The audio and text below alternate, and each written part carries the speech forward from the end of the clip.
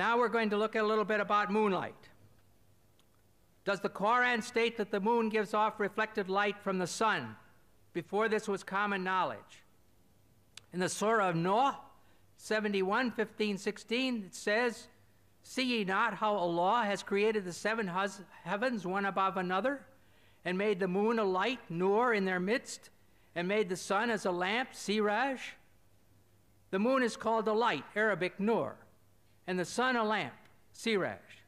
Some Muslims claim that since the Quran uses different words speaking about the light of the sun and the light of the moon, it reveals that the sun is a source of light, while the moon only reflects light. This claim is implied very strongly by Shabir Ali in his booklet Science in the Quran, and stated clearly by Dr. Zakir Naik in his video, "Is the Quran God's word?" as you will now see clearly.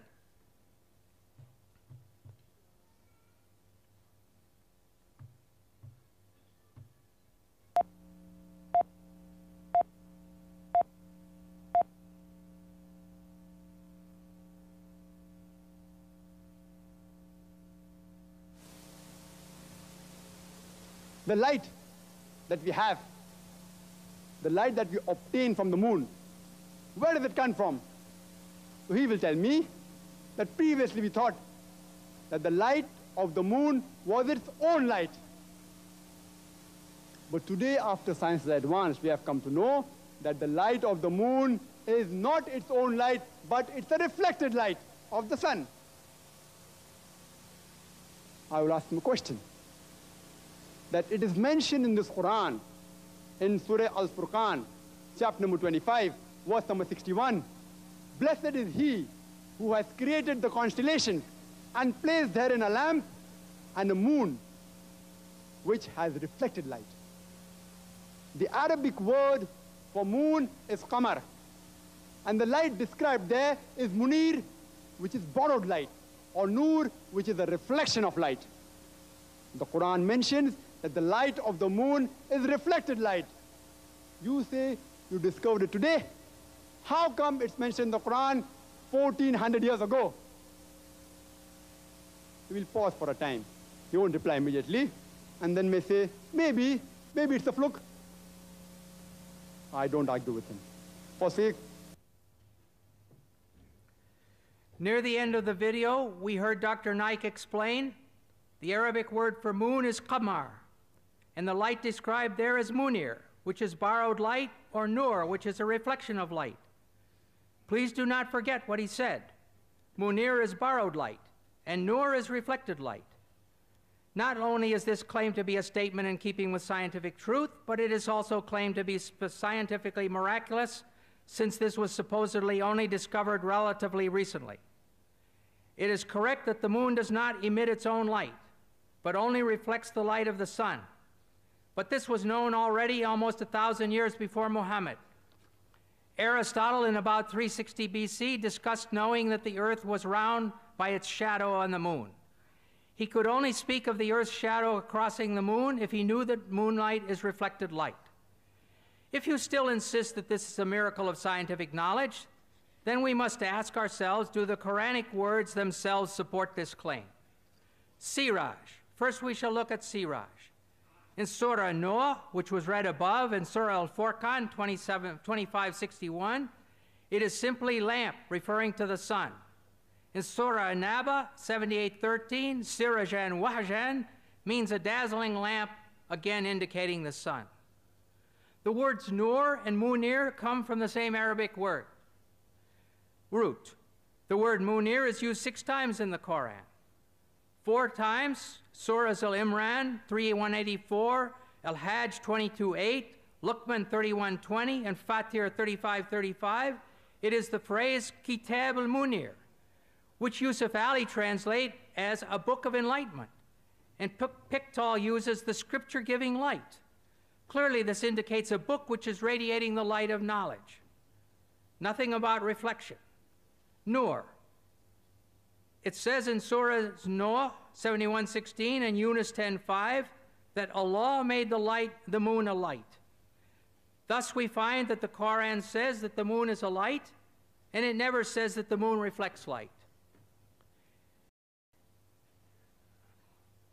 Moreover, in other verses, the Quran says that Allah is a nur, a light.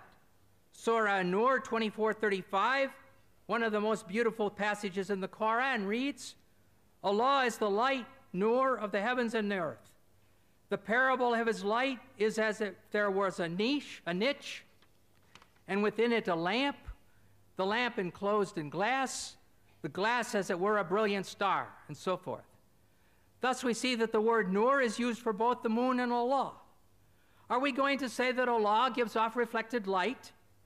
I think not.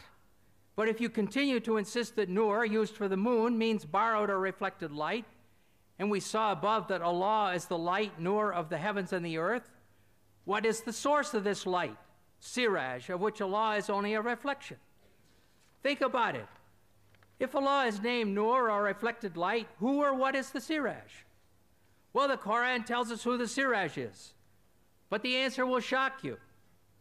In Surah Al-Ahzab 33, 45, 46, we find, O Prophet, truly we have sent thee as a witness, a bearer of glad tidings and a warner, and as a lamp spreading light. Here it says that Muhammad is the lamp spreading light. In Arabic, it is wasirajan muniran. Linguistically and spiritually, this is the end of the discussion. Linguistically, siraj and the adjective munir are used together for the same shining thing, the person Muhammad. It's clear munir does not mean reflected light in this verse or in any other verse. It means shining. The people of Muhammad's time understood that the moon was shining, and they were right. Just as the people of Moses' time understood that the sun was the greater light and the moon the lesser light, and they were right. But if you insist that the Arabic words nur and munir mean reflected light, then based on the use of these words in the Quran, Muhammad is like the sun and Allah is like the moon. Does Dr. Naik really want to say that Muhammad is the source of light and Allah is only his reflection? Why are these so-called scientific claims made which no Muslim can support if he makes a serious study of his own Quran? In a dialogue like tonight, it makes honest discussion very difficult, almost impossible. He spoke that the Quran says, according to me, and he showed my cassette, according to Brother Shabir Ali, that the light of the moon is reflected light, and he said it doesn't mean that. I'm quoting. Again, the Quran mentions in Surah Furqan, chapter 25, verse 61, that blessed is he who has placed in the sky constellation, placed therein lamp, sun, and moon having borrowed light. Munir. Arabic word used for moon is qamar. It's always described as munir or nur, meaning reflection of light. Reflection of light. Arabic word used for sun is shams. It's always described as wahaj diya, which means a blazing torch, a shining glory. And I can give references. Surah Nuh, chapter number 71, verse 15 and 16. Surah Yunus, chapter number 10, verse number 5, and so on. And he said that if it means a reflection of light, and he quoted the Quran, Surah Nur, chapter number 24, verse number 35 and 36, that Allah subhanahu wa ta'ala is Nur samawati wal ard, is the light of the heaven and the earth. Read the complete verse and analyze what does it say. It says Allah is the light, Nur. It says Allah is the light of the heaven and the earth. It is a similitude like a niche, and within the niche there is lamp. The lamp word is there. So Allah subhanahu wa ta'ala has got light of its own and even reflected light, like you see a halogen lamp, which are here. The lamp inside is like a siraj, but the reflector is like moon. It is reflecting light. The lamp, the tube is having a light of its own, but the reflector of the halogen lamp is reflecting light. So both two in one. So Allah subhanahu wa ta'ala, alhamdulillah, besides having light of its own, as the Quranic verse says, in the niche there is a lamp. And that lamp light of Allah subhanahu wa ta'ala is its own light. And Allah reflects his own light. Dr. William Campbell says that the Quran says that Quran is nur. It is reflecting light. Of course, the Quran is reflecting the light and the guidance of Allah subhanahu wa ta'ala. Regarding Prophet Muhammad sallallahu alaihi wasallam being siraj, yes, he is. The hadith of the beloved Prophet is giving guidance to us. So Muhammad sallallahu alaihi wasallam is also nur, he is also siraj. Alhamdulillah. He has his own knowledge also, alhamdulillah. He has the guidance from Allah subhanahu wa ta'ala, alhamdulillah. So if you use this word nur as reflected light and munir as reflected light, yet alhamdulillah, you can prove it scientifically that the light of the moon is not its own light, but it is the reflected light. Regarding light of the moon was copied from Greeks. You will tell me that the world is spherical was copied from Greeks. I know the Pythagoras, the Greeks, lived in 6th century BC, who believed that the earth rotated. They believed that the sunlight was reflected. If Prophet Muhammad Nauz copied, why didn't he copy? They believed the sun was stationary. They believed sun was the center of the universe. So why did Prophet Muhammad copy the correct things and delete the things which were not correct? This is sufficient proof that Prophet Muhammad, peace be upon him, did not copy. He goes to give a list that from Greek to Syriac, Syriac to Arabic, and big research. One statement of the Quran is sufficient to disprove it. The Quran says in Surah Ankabut, chapter 29, verse number 48, that thou wast not able to recite any book before this, nor was thou able to transcribe with the right hand. If it was so, the talkers of vanity would have surely doubted. The Prophet was an ummi. He was an illiterate. This fact of history is sufficient to prove that he didn't plagiarize from anywhere. Enough. Imagine, even a scientist who is very literate cannot do this thing, but Allah in His divine guidance made the last prophet as an ummi, so that the talkers of vanities, like people who write books against Islam, they cannot open their mouths. The Prophet was ummi. Let us go on and look at the water cycle. Some Muslim authors claim that the Quran shows pre-scientific knowledge of water cycle. What is the water cycle? Here in this slide, you see 4 steps. The first step is evaporation. The water evaporates from the seas and the earth. Second step, it becomes clouds. Third step, it gives rain. And fourth, this rain causes the plants to grow. This is all very straightforward, and everybody knows 2, 3, and 4. Even if they live in a town, they know that clouds come and rain comes and their flowers grow. But what about step 1, the evaporation? You can't see it. It's difficult. And the Quran does not have step 1.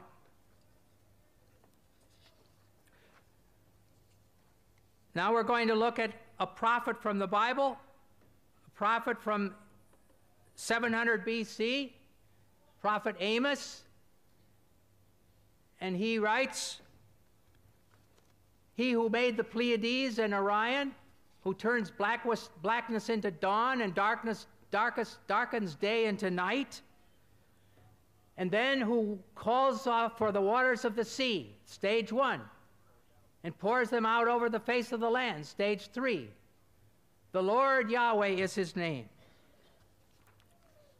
And one other prophet is Job in 36, 26, 28, at least 1,000 years before the Hijrah. He says, "How great is God, beyond our understanding. The number of his years is past finding out." Stage 1, he draws up the drops of water, which distill from the mist as rain. That's stage 3. And then the clouds are mentioned, stage 2, which pour down their moisture and abundant showers fall on mankind. So here in the Bible, this difficult stage 1 is there from more than 1,000 years before the Quran. In the field of water cycle, Dr. William Campbell pointed out certain things. The Quran describes the water cycle in great detail. And Dr. William Campbell mentioned 4 stages. In his book, he mentions 4A and B. The last one he didn't mention in the slide, I don't know why. It says that replenishing the water table, he missed out here, maybe because it's not mentioned in the Bible. He said there is not a single verse in the Quran which speaks about evaporation. Quran says in Surah Tariq, chapter number 86, verse number 11, Rajus Sama, that by the capacity of the heavens to return, And almost all the commentators of the Quran, they said that this verse of Surah Tariq, chapter 86, verse number 11, refers to the capacity of the heaven to return back rain, meaning evaporation. Dr. William Campbell, who knows Arabic, may say, why didn't Allah subhanahu wa ta'ala specifically mention وَالسَّمَاءِ ذَاتِ الْمَطَرِ, meaning the capacity of the heaven to return back rain? Why did Allah mention specifically? Now we have come to know why didn't Allah do that in His divine wisdom.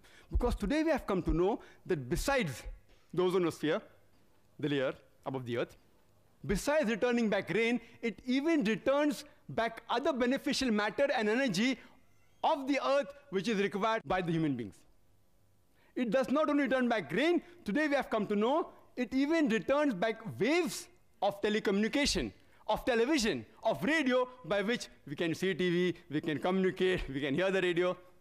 And besides that, it even returns back the harmful rays of the outer space back on the other side and absorbs. For example, the ultraviolet rays of the sunlight is absorbed by the ionosphere. If this was not done, life on the earth would have ceased to exist. So Allah subhanahu wa ta'ala is far superior and far more accurate when it says, Raja Sama, by the capacity of the heaven to return. And the remaining things, as he mentioned, is there in the Quran. You can refer to my video cassette.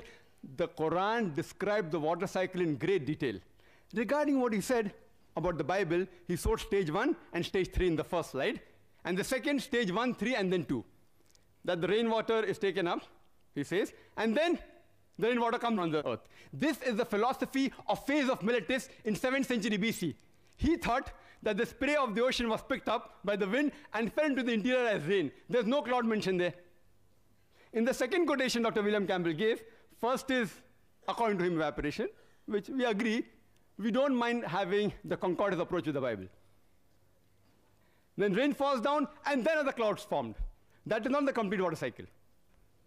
Alhamdulillah, the Quran describes the water cycle in great detail, in several places. How does the water rise, evaporates, form into clouds, the clouds join together, they stack up, there's thunder and lightning, water comes down, the clouds move into the interior, they fall down as rain, and the replenishing of the water table, and alhamdulillah, in great detail. The Quran speaks about the water cycle in great detail in several places. In Surah Nur, chapter number 24, verse number 43. In Surah Rum, chapter number 30, verse 48. In Surah Az-Zumar, chapter 39, verse 21. In Surah Mu'minun, chapter 23, verse number 18. In Surah Rum, chapter number 30, verse number 24. In Surah Al-Hijr, chapter 15, verse number 22. In Surah Araf, chapter number 7, verse number 57. In Surah Raj, chapter number 13, verse number 17. In Surah Furqan, chapter 25, verse number 40 and 49.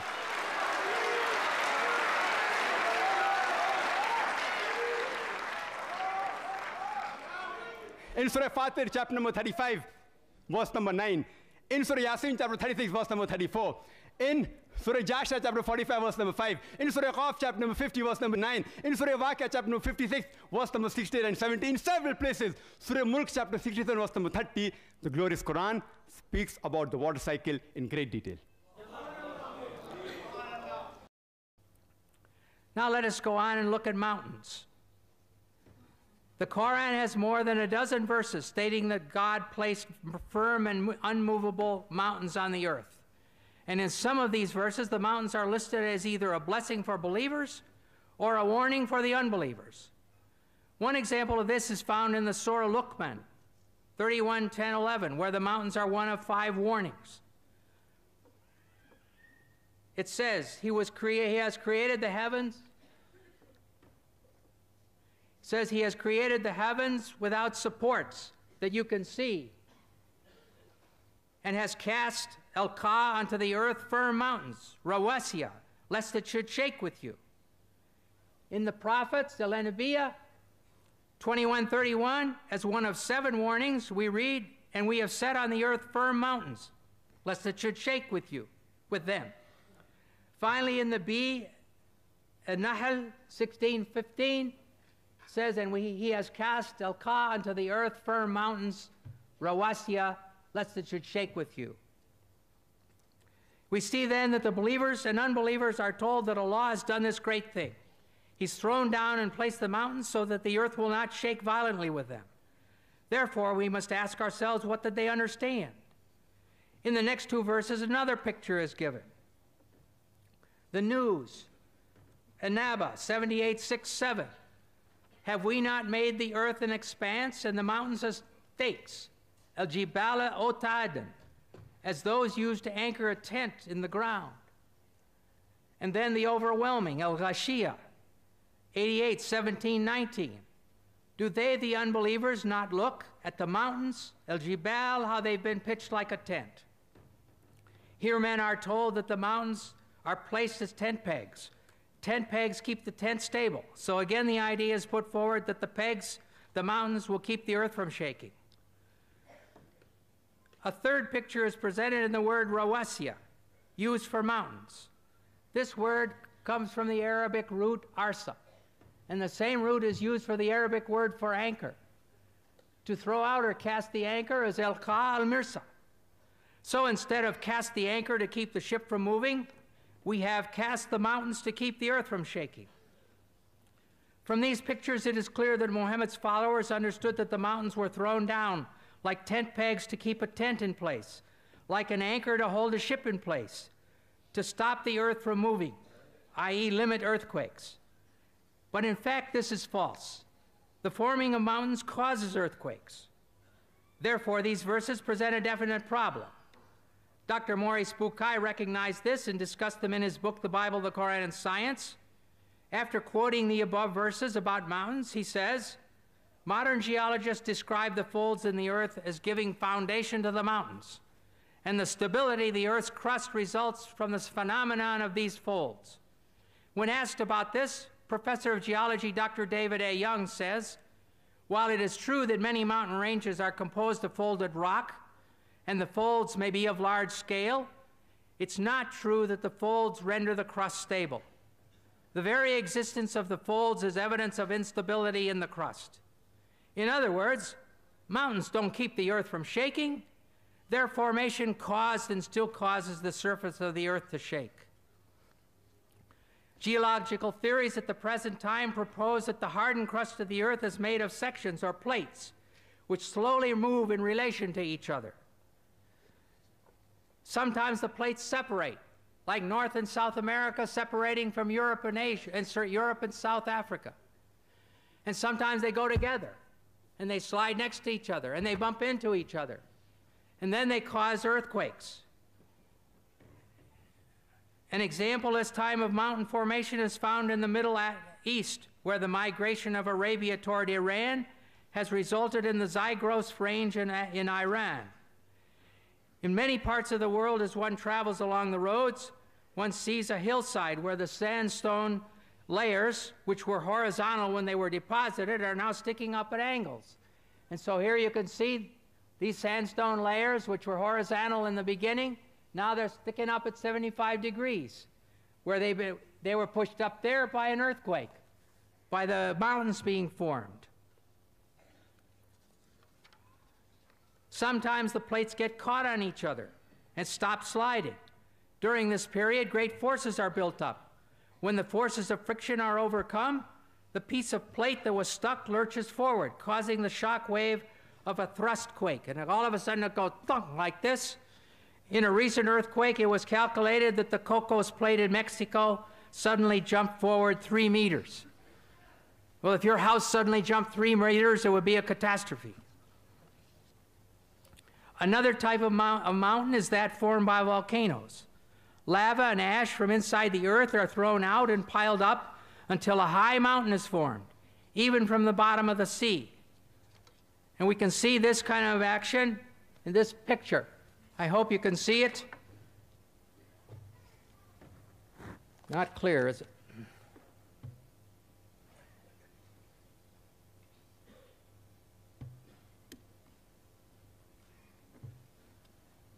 The ocean crust is right here, and the continental crust is there, and the oceanic crust is going down under the continental crust, and mountains have been formed here.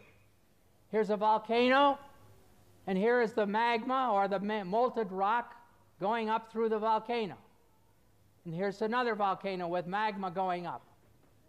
And so this is how the mountains are formed and earthquakes are formed.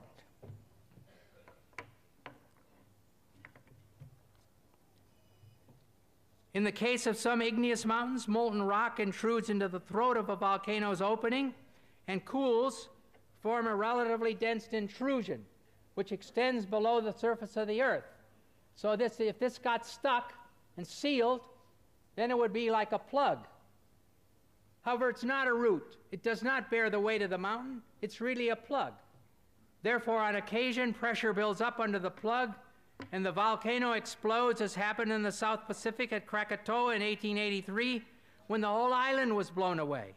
And it happened in Mount St. Helena in our days, when the mountain was blown away. We can conclude from this information that mountains were formed originally with movement and shaking, and that now, in the present, earthquakes are caused by their continued formation. When the plates buckle over each other, there are earthquakes. When the volcanoes erupt, there can be earthquakes. However, it is clear that the followers of Muhammad were understanding these verses to say that Allah threw the mountains down as tent pegs or anchors to keep the earth from shaking. Throwing the mountains down into the earth may be poetry, but to say that mountains keep the earth from shaking is a severe difficulty, which is out of step with modern science. Dr. William Campbell spent maximum time on embryology, about half his talk, quite a lot on geology, and touched on other 6 topics I've noted down. In the field of geology we have come to know today, the geologists tell us that the radius of the Earth is approximately 3,750 miles. And the deeper layers, they are hot and fluid and cannot sustain life. And the superficial part of the Earth's crust which we live on, it is very thin, hardly 1 to 30 miles. Some portions are thicker, but majority 1 to 30 miles.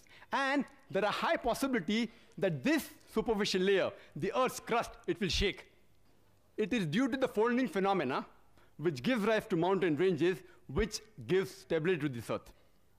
Quran says in Surah Débat, chapter number 78, verse number 6 and 7, we have made the earth as an expanse, wal jabala autada, and the mountains as stakes. The Quran doesn't say mountains were thrown up as stakes. Mountains as stakes. Arabic word autad means stakes, meaning tent peg.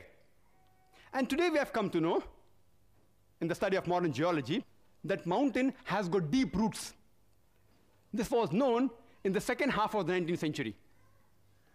And the superficial part that we see of the mountain is a very small percentage. The deeper part is within. Exactly like a stake, how it is driven in the ground. You can only see a small part on top, the majority is down in the ground. Or like a tip of the iceberg, you can see the tip on the top, and about 90% is beneath water. The Quran says, in Surah Ghashiyah, chapter 88, verse number 19, and Surah Naziyat, chapter number 79, verse number 32, wal jibala arsaha, and we have made the mountain standing firm on the earth. Made the mountain standing firm on the earth. Today, after modern geology has advanced, and Dr. William Campbell said that, by the theory of plate tectonics, it was propounded in 1960, which gives rise to mountain ranges. The geologists today do say that the mountains give stability to the earth. Not all geologists, but many do say. I have not come across a single geological book, and I challenge Dr. William Campbell to produce a single geological book, not his personal correspondence with the geologist. That doesn't carry weight. His personal correspondence with Dr. Keith Moore, documented proof.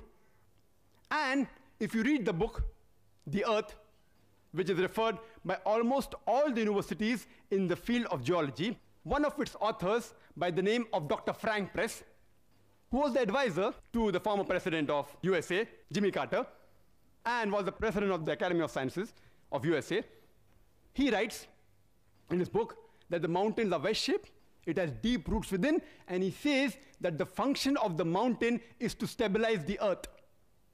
And the Quran says in Surah Anbiya, chapter number 21, verse number 31, in Surah Luqman, chapter 31, verse number 10, as well as in Surah Nahl, chapter number 16, verse number 15, that we have made the mountain standing firm on the earth, lest it would shake with them and with you. The function of the mountain in the Quran is given to prevent the earth from shaking. nowhere does the Quran say that the mountain prevents the earthquake. And Dr. William Campbell said, he writes in his book and even the talk, that you find in the mountainous regions there are various earthquakes, and mountains cause earthquake. Point to be noted, nowhere does the Quran say that mountain prevents earthquake. The Arabic word for earthquake, as Dr. William Campbell knows Arabic, is zilzal or zalzala. But the words used in these three verses I quoted, it is tamida. Tamida means to shake, to sway, to swing. And Quran says in Surah Luqman chapter 31 verse number 10, as well as Surah Nahl chapter number 16 verse 15, we have put on the earth mountain standing firm, lest it would shake with you. It is tamida bikum, shake with you, indicating if the mountains were not there, if you would have walked, if you would have moved, even the earth would have moved with you. If you would have swayed, even the earth would have swayed with you. And we know normally when we walk on the earth doesn't shake. And the reason for this is, according to Dr. Frank Press and Dr. Najjar, who's from Saudi Arabia, and he wrote a full book on geological concepts in the Quran, answering almost everything what Dr. William Campbell has said in detail. And Dr. William Campbell, in his book, he writes that if mountains prevent the shaking of the earth, then how come you find earthquake in the mountainous regions? I said, nowhere does the Quran say mountain prevents earthquake. Earthquake is zilzal.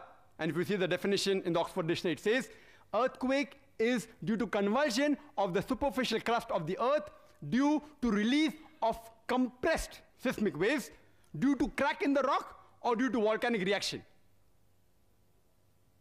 The Quran speaks about zalzala in Surah Zalzal chapter 99, but here it speaks about tamida bikum, to prevent the earth from shaking with you.